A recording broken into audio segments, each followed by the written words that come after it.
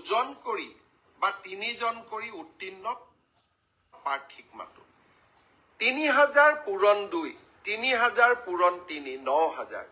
merit মতে 9000 নম্বৰটো আহি যোৱাৰ লগে লগে 9000 নম্বৰ লাভ কৰা ব্যক্তিজনৰ যিটো নম্বৰ সেইটোৱে কাট অফলৈকে ৰূপান্তৰিত হয় কাট অফ কোনেও বনাই নিদিয়ে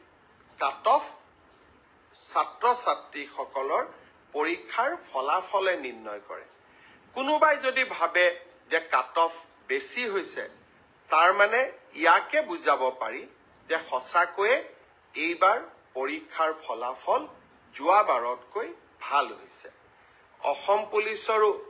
দ্বিতীয় কাট অফ নোলায় কিন্তু বছৰটোৰ শেষৰ ফালে আমি আকৌ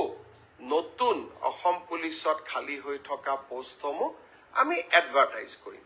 কোনোবাই যদি পোৱা নাই হতাশ হ'ব নালাগে দৌৰৰ প্ৰেক্টিচ অব্যাহত ৰাখিব লাগে এডিআৰই পৰীক্ষাৰ প্ৰসংগতে মই উল্লেখ কৰিব খুজিছো যে এডিআৰই চতুৰ্থ বৰ্গৰ পৰীক্ষাৰ বাবে এতিয়া এটা অৰেল টেষ্ট হ'ব এই অৰেল টেষ্ট আমি জুন মাহত অনুষ্ঠিত কৰিম লগে লগে এডিআৰই তৃতীয় বৰ্ষৰ পাছ কৰা ছাত্ৰ ছাত্ৰীসকল বা যুৱক যুৱতীসকলৰ বাবে এটা স্কিল টেষ্ট হ'ব সেই স্কিল টেষ্টটো আমি